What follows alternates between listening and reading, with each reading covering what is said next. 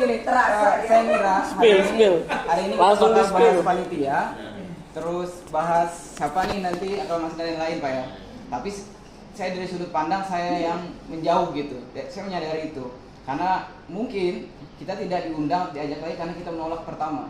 Kita yang duluan gitu, nah saya merasa itu gitu. Tapi di sini yang pakai pin cuma saya. Saya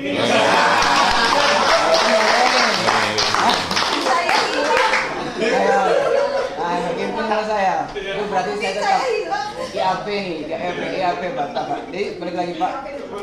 Mungkin ya, saya dari sudut yang saya yang menjauh gitu. Jadi sebenarnya kalau bahasa Pak Jajir menjual jadi jangan Pak.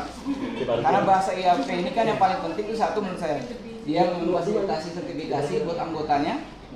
Ada acara-acara yang bisa difasilitasi itu sudah cukup sebenarnya.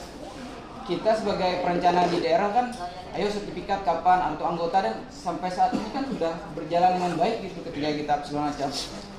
Saya rasa nggak ada itu Pak sebenarnya. Jadi saya dari sudut pandang yang tadi, saya rasa nggak ada yang ditinggalkan. Tapi yang kadang-kadang tuh yang saya alami itu saya meninggalkan sendiri karena tadi ketika saya oke, saya malu jadinya kayak saya batalin kan. Jadi ke depannya orang juga malas ngajak saya gitu. Mungkin di situ sebenarnya poinnya. Nah jadi mungkin ya menurut saya sebenarnya simple kayak Pak Arun bilang tadi, kita nggak pernah sampai berdebat panjang seperti ini ya. Setiap tahun dari Pak Rija saya pernah ikut Pak Rija sampai Pak Jabir segala macam.